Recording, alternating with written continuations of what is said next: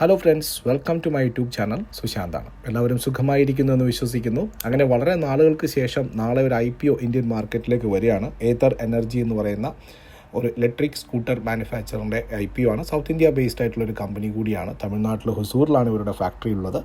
ഏതായാലും ആ ഒരു കമ്പനിയുടെ IPO റിവ്യൂ ആണ്. കുറേ നാളുകൾക്ക് ശേഷം വരുന്നത് കൊണ്ട് തന്നെ ഇൻവെസ്റ്റേഴ്സൊക്കെ എക്സൈറ്റഡ് ആണ്. പ്രത്യേകിച്ചും സ്റ്റോക്ക് മാർക്കറ്റിലെ പല അപ്സ് ആൻഡ് ഡൗൺസ് ഈ കാലത്ത് ഉണ്ടായി. ഡിസംബറിന് ശേഷം IPOs വളരെ കുറവായിരുന്നു. ഏതായാലും 2981 കോടി രൂപയുടെ ഒരു IPO ആണ് ഏതർ എനർജി കൊണ്ടുവരുന്നത്. എങ്ങനെയായിരിക്കും ഇതിൻ്റെ റിവ്യൂ എന്ന് നോക്കാം. താല്പര്യമുള്ളവർക്ക് തീർച്ചയായിട്ടും വീഡിയോ കണ്ട് ഇഷ്ടമായിട്ടുണ്ടെങ്കിൽ നമ്മുടെ ചാനൽ കൂടി സബ്സ്ക്രൈബ് ചെയ്യാൻ മറക്കരുത്.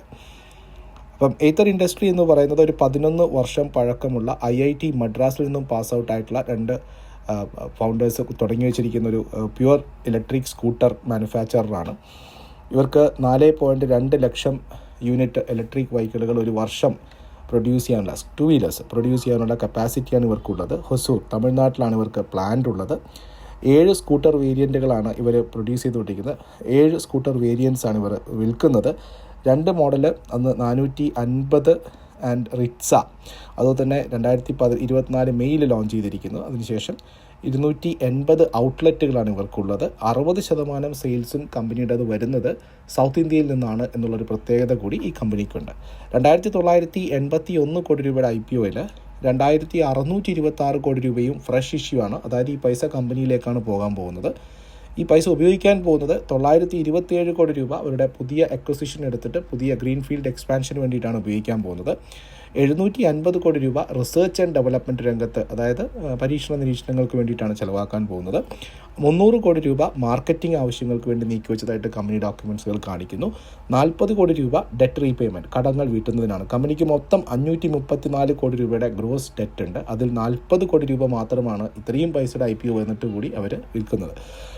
പിന്നെ 355 കോടി രൂപയുടേത് ഓഫർ ഫോർ സെയിലാണ്, OFS ആണ്. ഇതിൽ പകുതിയും വരുന്നത് ഇവരുടെ പ്രൈവറ്റ് ഇക്വിറ്റി ഇൻവെസ്റ്റർ ആയിട്ടുള്ള GIC, അവരുടെ സ്റ്റേക്ക് 15% ഇപ്പോഴുള്ളത്. അത് 11% കുറക്കുകയാണ്. 2.5 വർഷത്തിന് ശേഷമാണ് അവരുടെ ഇൻവെസ്റ്റ്മെൻറ്റ് അവർ കുറക്കുന്നത്. 24% OFS വരുന്നത് NIFൻ്റെ ഭാഗത്തു നിന്നാണ്. അവരുടെ ഹോൾഡിംഗ് ആയിട്ടുള്ള 14% ഇപ്പോൾ 11% കുറക്കുകയാണ് ചെയ്തത്.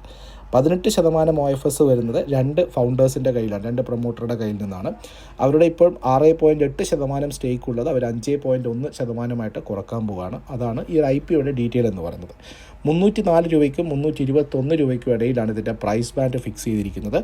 മൊത്തം മാർക്കറ്റ് ക്യാപിറ്റലൈസേഷൻ 12,297 കോടി രൂപയാണ്.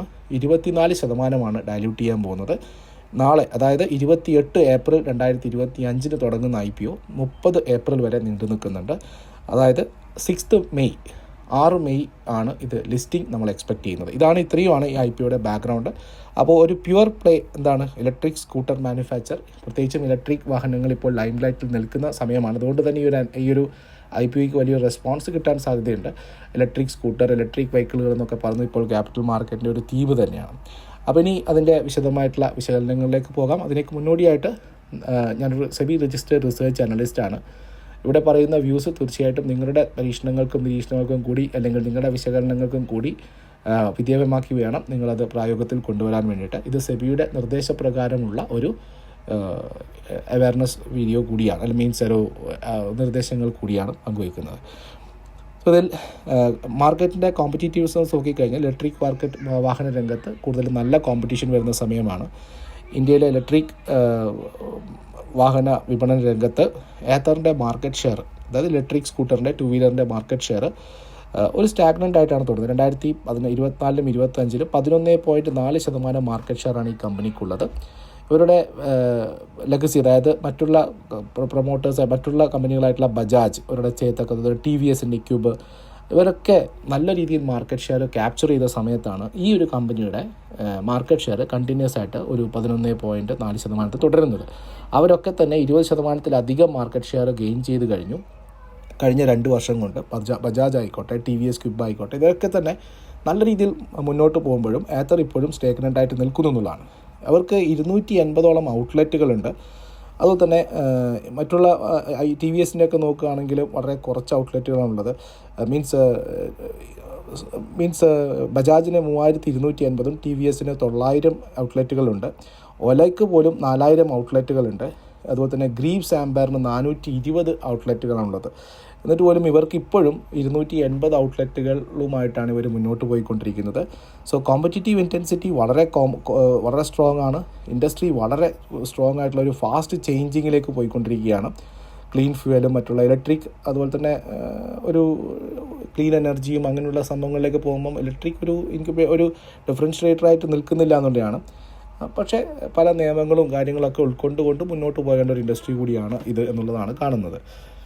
മറ്റൊരു പ്രധാനപ്പെട്ട കൺസേൺ ഈ ഒരു ടു വീലർ സെക്ടറുമായിട്ട് ബന്ധപ്പെട്ട്, ഇലക്ട്രിക് ടു വീലറുമായിട്ട് ബന്ധപ്പെട്ടിട്ട് ഇവർക്ക് അവൈലബിൾ ആയിട്ടുള്ള പ്രൈം മിനിസ്റ്റേഴ്സ് ഡ്രൈവ് സ്കീമിൻ്റെ, അതായത് സബ്സിഡി സ്കീമിൻ്റെ കുറവാണ്.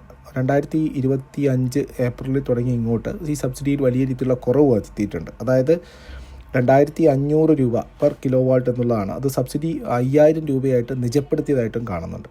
അങ്ങനെയാണെങ്കിൽ അടുത്ത 2026-31 മാർച്ചോട് കൂടി ഈ സബ്സിഡി സ്കീം അവസാനിക്കുന്നതാണ്. അതിനുശേഷം ഈ രംഗത്തുള്ള കമ്പനികളുടെയൊക്കെ തന്നെ ഫിനാൻഷ്യൽ പെർഫോമൻസ് ഏതു തരത്തിലായിരിക്കും എന്നുള്ളത് നമുക്കൊന്ന് കൃത്യമായിട്ട് നോക്കേണ്ടതായിട്ടുണ്ട്. കാരണം ബജാജിൻ്റെയൊക്കെ നോക്കിക്കഴിഞ്ഞാൽ ബജാജിന് 23,000 crore 23,000 കോടി രൂപയുടെ ക്യാഷ് സർപ്ലസ് ഉണ്ട്.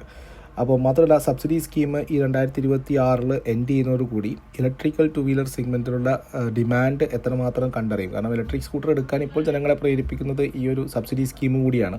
ആ സബ്സിഡി സ്കീം കൂടി അവസാനിക്കുന്നിടത്തോടു കൂടി വളരെ ലാർജായിട്ടുള്ള TVSഉം ബജാജൊക്കെ തന്നെ എൻജോയ് ചെയ്യുന്ന ആ ഒരു രംഗത്ത് ഈ കമ്പനിക്ക് എത്രമാത്രം പിടിച്ചു നിൽക്കാൻ പറ്റുമെന്ന് നമുക്ക് ഒരു വർഷം കഴിഞ്ഞാൽ മാത്രമേ കൃത്യമായിട്ടും പറയാൻ സാധിക്കൂ.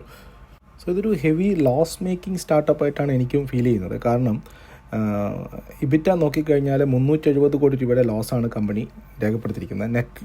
നെറ്റ് ലോസ് നോക്കിക്കഴിഞ്ഞാൽ 578 കോടി രൂപയാണ് കഴിഞ്ഞ 9 മാസം 2025 സാമ്പത്തിക വർഷം ആരംഭിച്ചതിന് ശേഷം 9 മാസം കൊണ്ട് 578 കോടി രൂപയുടെ ലോസ് ഉണ്ടാക്കിയതായിട്ട് കാണുന്നു. 1,08,000 വാഹനങ്ങൾ ഇവർ വിറ്റിയിട്ടുണ്ട്, ടു വീലേഴ്സ്. റവന്യൂ 1,579 കോടി രൂപ കിട്ടിയിട്ടുണ്ട്.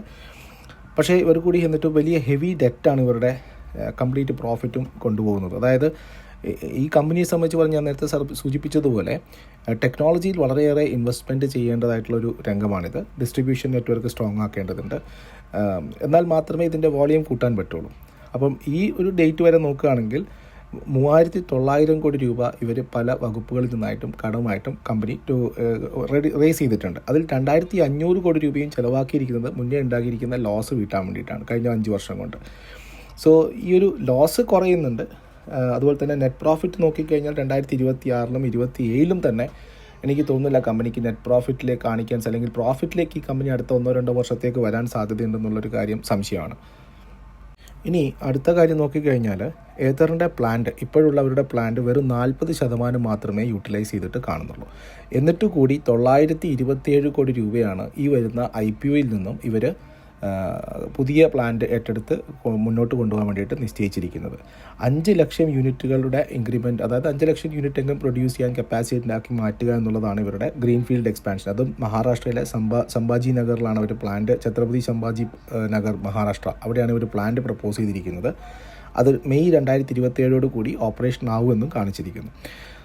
40%-ലധികം കപ്പാസിറ്റി അവർക്ക് ഇപ്പോഴുള്ള പ്ലാന്റിൽ പോലും ഉപയോഗിക്കാൻ പറ്റില്ല. അതായത് 100 യൂണിറ്റ് പ്രൊഡ്യൂസ് ചെയ്യാൻ പറ്റുന്ന സ്ഥാനത്ത് അവർ ഇപ്പോൾ 40 യൂണിറ്റ് മാത്രമാണ് പ്രൊഡ്യൂസ് ചെയ്യുന്നത്. എന്നിട്ടാണ് ഇവരൊരു പുതിയ പ്ലാന്റ് കൊണ്ടുവന്നിരിക്കുന്നത്.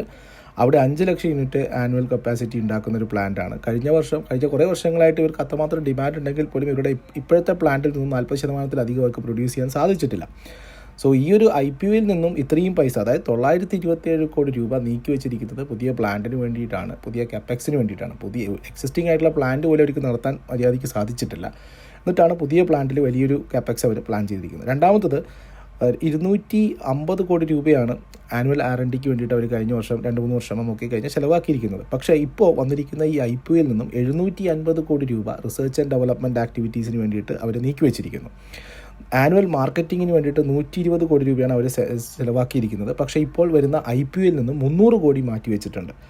സോ എനിക്ക് തോന്നുന്നു ഈ വരുന്ന പൈസ മുഴുവനായിട്ടും R&Dക്കും അതുപോലെ തന്നെ പ്ലാന്റ് എക്സ്പാൻഡ് ചെയ്യുന്നതിനും ഈ പറയുന്ന മാർക്കറ്റിങ്ങിനൊക്കെ വേണ്ടിയിട്ട് ഹ്യൂജ് എമൗണ്ടാണ് അവർ നീക്കി വെച്ചിരിക്കുന്നത്. ഇനി ഡെറ്റിൻ്റെ കാര്യം നോക്കിക്കഴിഞ്ഞാൽ 534 കോടി രൂപയുടെ മൊത്തം കടമാണ് കമ്പനിക്കുള്ളത്.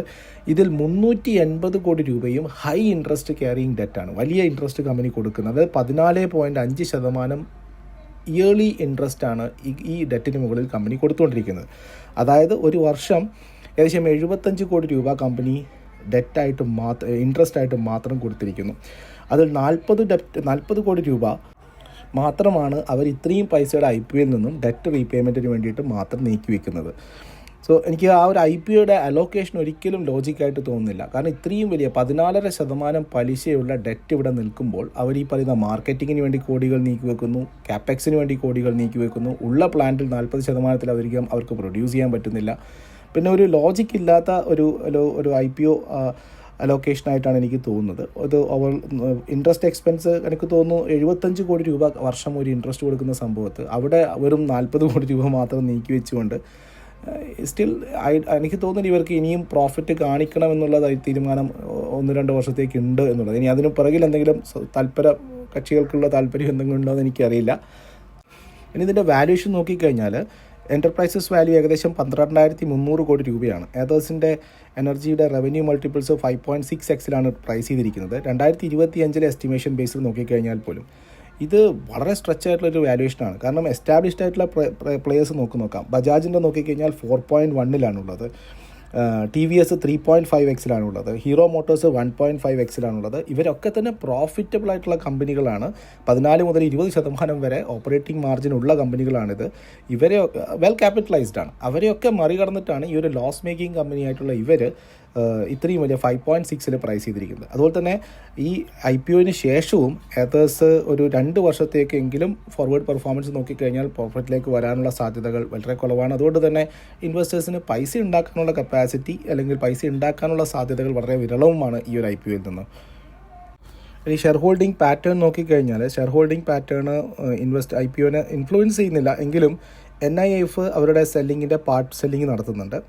അതായത് 600 കോടി രൂപയാണ് അവർ ഇൻവെസ്റ്റ് ചെയ്തിരിക്കുന്നത്. കഴിഞ്ഞ 2024 സെപ്റ്റംബറിലാണ് ആ ഇൻവെസ്റ്റ്മെൻറ്റ് നടത്തിയിരിക്കുന്നത്. സിറോദയുടെ ബ്രദേഴ്സ് ആയിട്ടുള്ള അവർ 4.6% ഹോൺ ചെയ്യുന്നുണ്ട് ഈ ഏത്തറിൽ. അതിൽ ഏകദേശം ഒരു 220 താഴെയാണ് കോസ്റ്റ് അവരുടെ ഷെയർ അക്വിസിഷൻ വരുന്നത്.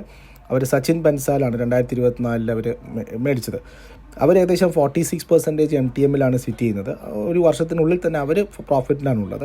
പ്രൊമോട്ടർ സ്റ്റേക്സ് നോക്കിക്കഴിഞ്ഞാൽ 2 ഫൗണ്ടേഴ്സും അതുപോലെ തന്നെ ഹീറോ മോട്ടോ അവരൊക്കെ തന്നെ ഏകദേശം 40% ഹോൾഡിങ്സ് ആണ് IPOന് ശേഷം അവർക്ക് വരിക. സോ സം പ്രൊമോട്ടേഴ്സ് എന്ന് പറയുന്ന കുറച്ച് പ്രൊമോട്ടേഴ്സ് അവർ പ്ലഡ്ജ് ചെയ്തതായിട്ട് കാണുന്നുണ്ട്. 360 ലോൺ അഗൻസ്റ്റൊക്കെ ആയിട്ട് സെക്യൂരിറ്റി വെച്ചിട്ടൊക്കെ ആയിട്ട് അവരുടെ പ്രൊമോട്ടേഴ്സിന് കുറച്ച് ലോൺ പ്ലഡ്ജ് ചെയ്തതായിട്ടും സെക്യൂരിറ്റി കാണുന്നുണ്ട്. സോ പോസ്റ്റ് ലിസ്റ്റിങ് എനിക്ക് തോന്നുന്നു ഒരു സെല്ലിങ്ങിന് സാധ്യതയുണ്ട്. മറ്റുള്ള GIC പോലുള്ള NIIF അതുപോലെ തന്നെ ടൈഗർ ഗ്ലോബൽ ടുഗെദർ ഇവരൊക്കെ തന്നെ 26% ഹോൾഡ് ചെയ്യുന്ന സ്ഥിതിക്ക് ഭാവിയിൽ അത് സെല്ലിങ് വരാൻ നമുക്ക് എക്സ്പെക്റ്റ് ചെയ്യാം. സോ ഇനി പ്യുവറായിട്ടും എൻ്റെ ഒരു ഡിസിഷനാണ്. വളരെയേറെ ക്യാപിറ്റൽ ആവശ്യമായിട്ടുള്ളൊരു ബിസിനസ്സാണിത്. നല്ല കോമ്പറ്റീഷനുള്ള ബിസിനസ്സാണ്. എസ്റ്റാബ്ലിഷ്ഡ് ആയിട്ടുള്ള പ്ലെയേഴ്സ് ഓൾറെഡി അതിലുണ്ട്. TVS, ബജാജ്, ഹീറോ അങ്ങനെയുള്ള ഒരുപാടുണ്ട്. ഇവരുടെ പ്രൈസിങ് നോക്കുമ്പോഴും വളരെ സ്ട്രെച്ച്ഡ് ആയിട്ടുള്ള പ്രൈസിങ് ആണ്. സോ എനിക്ക് തീരെ ഒരു അട്രാക്റ്റീവായിട്ട് തോന്നുന്നില്ല ഈ ഒരു IPO. പ്രത്യേകിച്ചും എസ്റ്റാബ്ലിഷ്ഡ് ആയിട്ടുള്ള പ്ലെയേഴ്സിലോ അല്ലെങ്കിൽ നല്ല നല്ല കമ്പനികളിലേക്ക് മാറുന്നതിന് പകരം ഈ ഒരു IPOയിൽ നിന്നും പൈസ ഉണ്ടാക്കാനുള്ള സാധ്യത വളരെ കുറവാണ്. So personally I am not applying. ഞാൻ ഇൻട്രസ്റ്റഡും അല്ല. നിങ്ങൾക്ക് നിങ്ങളുടേതായിട്ടുള്ള തീരുമാനങ്ങൾ ഉണ്ടാവാം. ഈ ഒരു IPO ഇനി നാളെ ലിസ്റ്റ് ചെയ്യും അല്ലെങ്കിൽ ഇതിന് May 5 ലിസ്റ്റ് ചെയ്യുന്ന സമയത്ത് ഇത് 100 രൂപയായിട്ടും കയറിപ്പോയി കഴിഞ്ഞാൽ എന്നെ വന്നിട്ട് ഇവിടെ ചീത്ത പറയരുത്. നമ്മുടെ പഴയ IPO റിവ്യൂസും നിങ്ങൾക്ക് നോക്കാവുന്നതാണ്. അപ്പോൾ ഏകദേശം അവൈലബിൾ ആയിട്ടുള്ള ഇൻഫർമേഷൻ വെച്ചിട്ടാണ് ഞാൻ മാക്സിമം IPO ഇൻഫർമേഷൻ നിങ്ങളുടെ മുന്നിലേക്ക് എത്തിക്കുന്നത്. സോ തീരുമാനം അവസാനം നിങ്ങളത് മാത്രമാണ്. ഇതിലുണ്ടാകുന്ന ലാഭവും നഷ്ടവും നിങ്ങളുടെ മാത്രം ബാധ്യതകളാണ്. സോ കൃത്യമായിട്ടുള്ള നിരീക്ഷണങ്ങൾ നടത്തിയതിന് ശേഷം ഈ IPOയുമായിട്ട് താല്പര്യമുണ്ടെങ്കിൽ ഇൻവെസ്റ്റ് ചെയ്യാം. എൻ്റെ ഒരു പേഴ്സണൽ ഒപ്പീനിയൻ, ഞാൻ ഇതുമായിട്ട് മുന്നോട്ട് പോകുന്നില്ല. എന്നോട് അഭിപ്രായം ചോദിച്ചവർക്ക് ഞാനില്ല എന്ന് മാത്രമേ പറയാറുള്ളൂ. ഓക്കെ, അപ്പോൾ മറ്റൊരു വീഡിയോ ആയിട്ട് കാണാം. ഞാൻ ഒരിക്കലും റെക്കമെൻഡ് ചെയ്യുന്നില്ല. വൺസ് അഗെയിൻ, ഈവൻ ഇലക്ട്രിക് സ്കൂട്ടറാണ്, ഇലക്ട്രിക് സ്കെയിലാണ് എന്നൊക്കെ പറഞ്ഞിട്ട് ആൾക്കാർ കമൻറ്റ് ചെയ്യാൻ സാധ്യതയുണ്ട്. വളരെ പ്രോമിസിങ് ആയിട്ടുള്ള സെക്ടറാണെന്നൊക്കെ. നല്ല പ്ലെയർ ഉണ്ട്, നല്ല പ്ലെയറിലേക്ക് മാറ്റാം. അല്ല എങ്കിൽ നമുക്ക് വേറെ കമ്പനികളിലേക്ക് നോക്കാമെന്ന് മാത്രമേ ഉള്ളൂ. ഓക്കെ, അപ്പോൾ മറ്റൊരു വീഡിയോ ആയിട്ട് കാണാം. ഒന്നുകൂടി ഓർമ്മിപ്പിക്കട്ടെ, ഞാൻ അഡ്വൈസറി സർവീസുകൾക്കായിട്ട് ഡിസ്ക്രിപ്ഷനിൽ കൊടുത്തിരിക്കുന്ന ലിങ്കുകൾ വഴി മാത്രം ഞങ്ങളുമായിട്ട് അസോസിയേറ്റ് ചെയ്യാം. അപ്പോൾ മറ്റൊരു വീഡിയോ ആയിട്ട് കാണുന്നവരെ എല്ലാവർക്കും നന്ദി, നമസ്കാരം, താങ്ക് യു.